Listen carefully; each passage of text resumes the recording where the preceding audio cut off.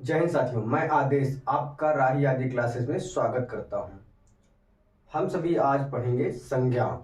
संज्ञा वह शब्द जिससे किसी प्राणी, वस्तु अथवा भाव का बोध हो तो वह शब्द संज्ञा कहलाता है।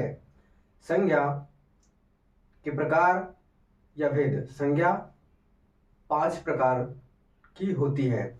हम पहले संज्ञा की अब परिभाषा देख लेते हैं, उसके बाद फिर आगे देखते रहेंगे।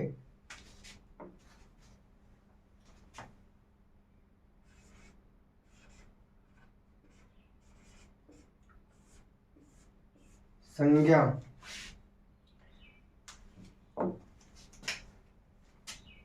वह शब्द जिससे किसी प्राणी,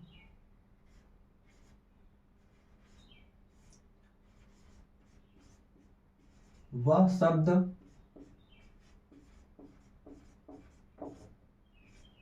जिससे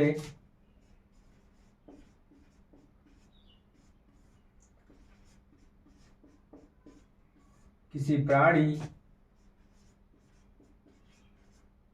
वस्तु अथवा भाव का बोध हो, भाव का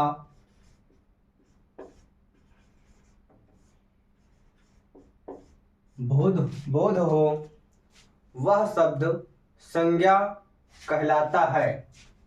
बोध हो वह शब्द संज्ञा कहलाता है।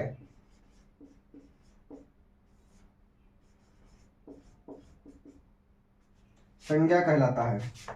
संज्ञा के भेद या प्रकार।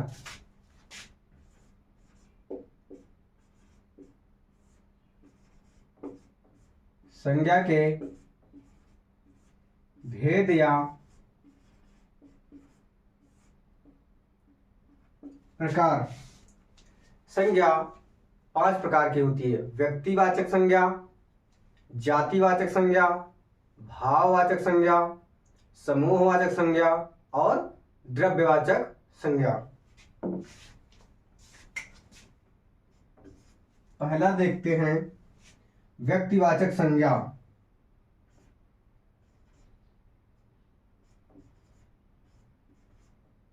व्यक्तिवाचक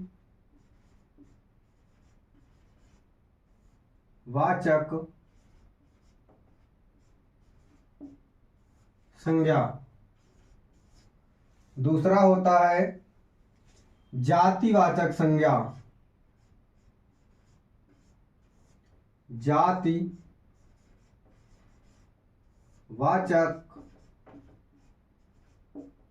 संज्ञा। तीसरा होता है भाववाचक संज्ञा।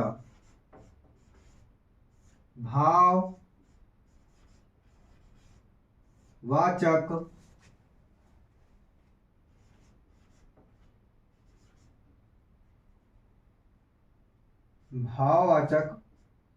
संज्ञा।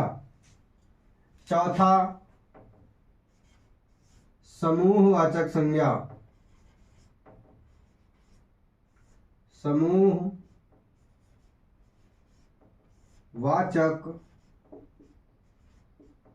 संज्ञा। पांचवा होता है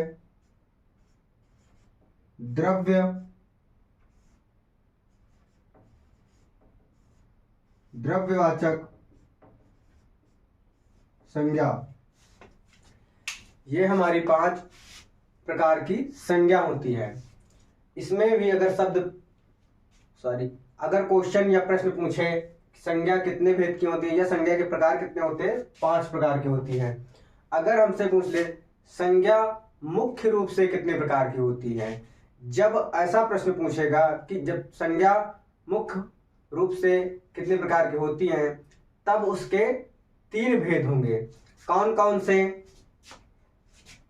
व्यक्तिवाचक संज्ञा, जातिवाचक संज्ञा और भाववाचक संज्ञा।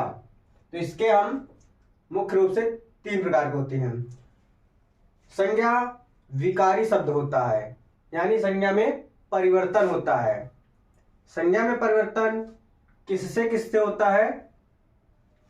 3 कारणों से संज्ञा में परिवर्तन होता है। वह 3 कारण कौन कौन से होते हैं?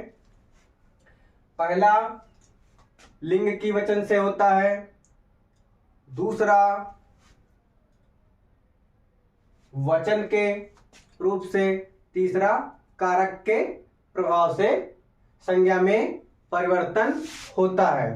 अब हम देख लेते हैं, एक एक करके संज्ञा को पढ़ते हैं। तो हम पहला पढ़ेंगे व्यक्तिवाचक संज्ञा।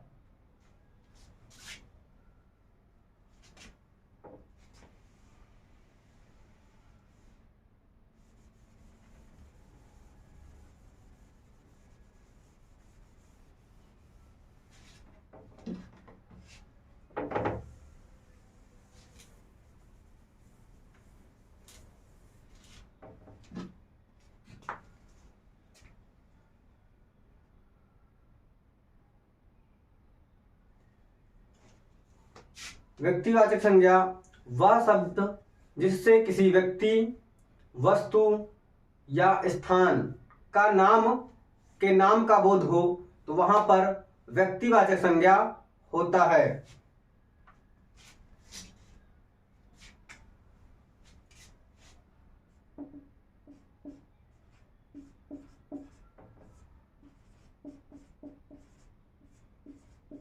जिस शब्द से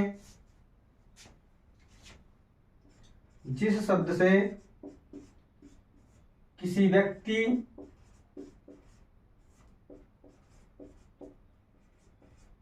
वस्तु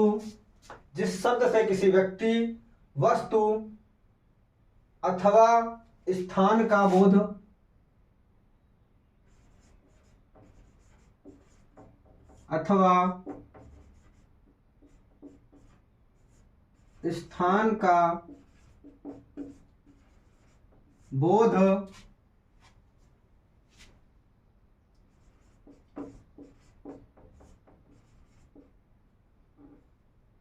होता है,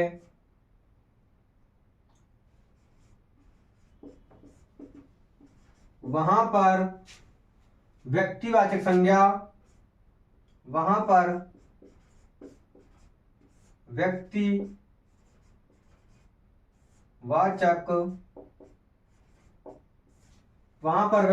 संज्ञा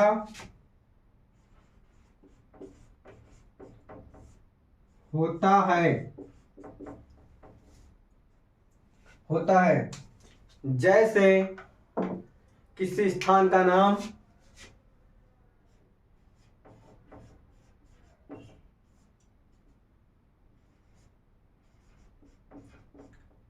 जैसे प्रयाग स्थान का नाम है, आगरा ये भी स्थान का नाम है। और किसी व्यक्ति का नाम देखते हैं, अंकित हो गया, अरुण हो गया, ये हमारा किसी व्यक्ति का नाम हो गया। पर्वतों के नाम हो या नदियों के नाम हो, जैसे हिमालय,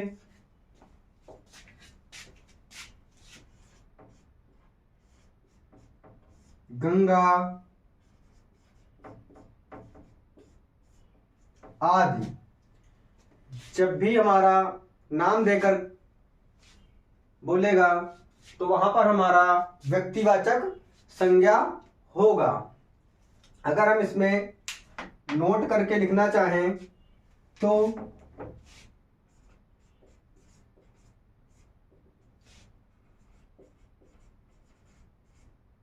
इसके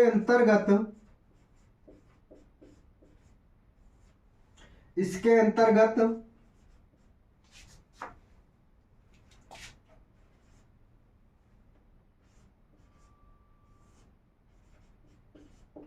व्यक्तियों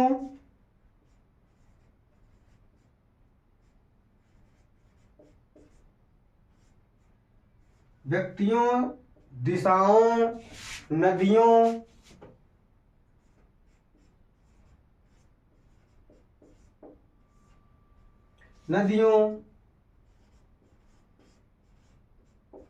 पर्वतों,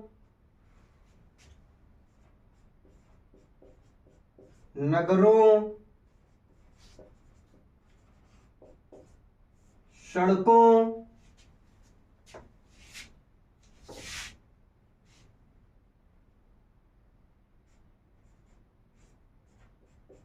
दिनों,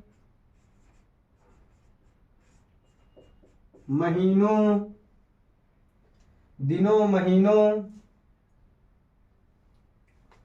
त्योहारों या उत्सवों,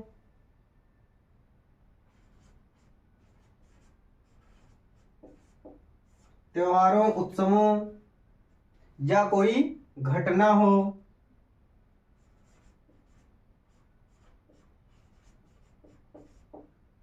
घटनाओं के नाम। जब इसके अंतर्गत व्यक्तियों, दिशाओं, नदियों, पर्वतों, पहाड़ों, नगरों, सड़कों, चौराहों या महीनों के नाम, दिनों के नाम, उत्सवों के नाम, त्योहारों के नाम, ये सब आएगा तो हमारा व्यक्तिवाचक संज्ञा होगा। इसके बाद हम दूसरा देखते हैं, जातिवाचक संज्ञा।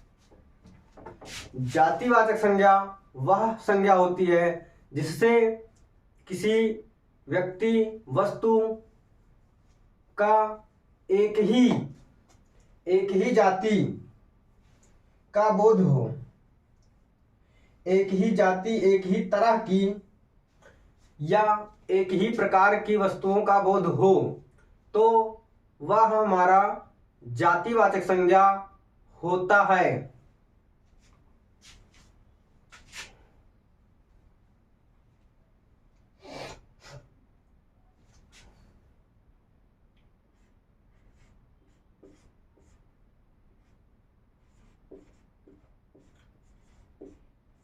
जो संज्ञा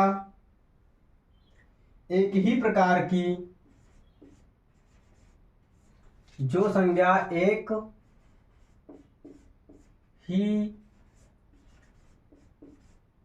ही प्रकार की वस्तु, एक ही प्रकार की वस्तु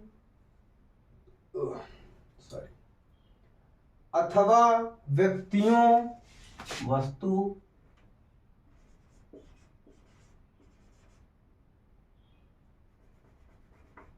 एक ही प्रकार की वस्तु अथवा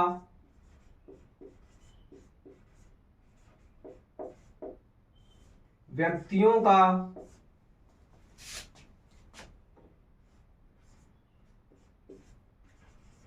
बोध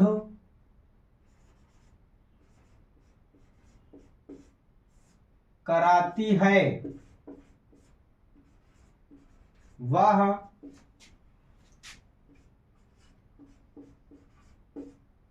जातिवाचक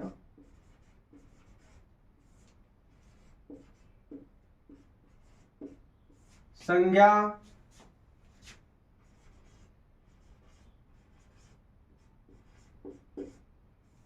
कहलाती है। जैसे हम देखते हैं, स्त्री,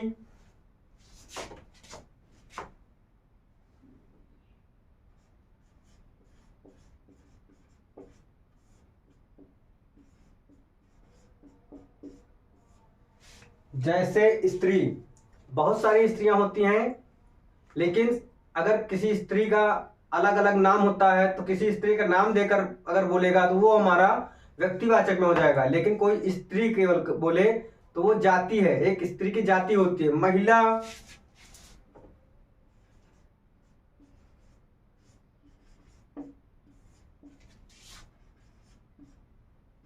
डॉक्टर,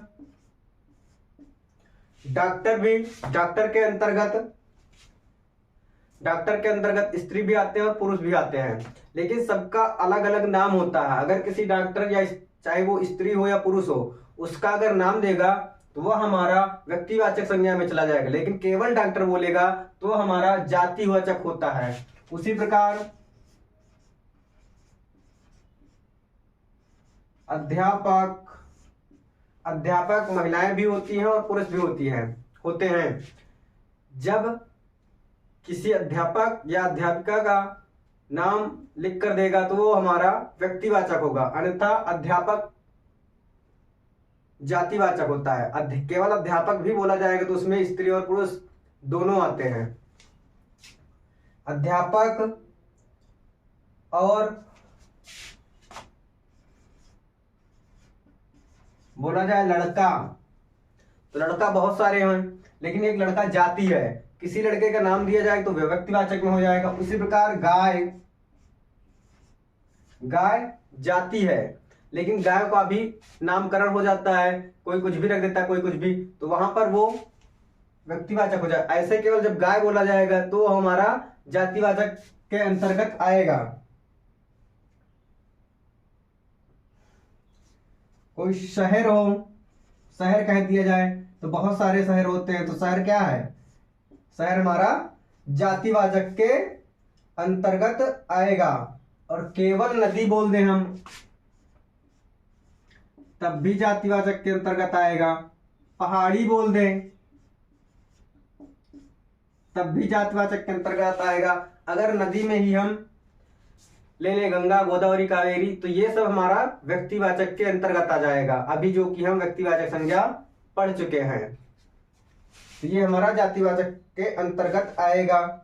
अगर हम इसी में लेखक कह दें, लेखक भी बहुत होते हैं, लेखक जाति है, लेकिन लेखकों के अगर हम नाम लिखना चालू करें तो वो हमारा व्यक्तिवाचक के अंतर्गत आएगा।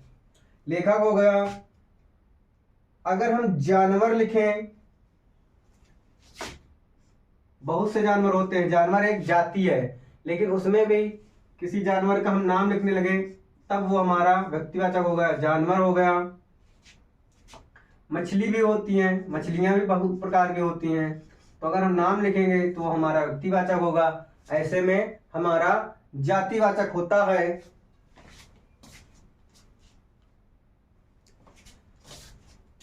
तब हम आज की क्लास को इतना ही पढ़ते हैं।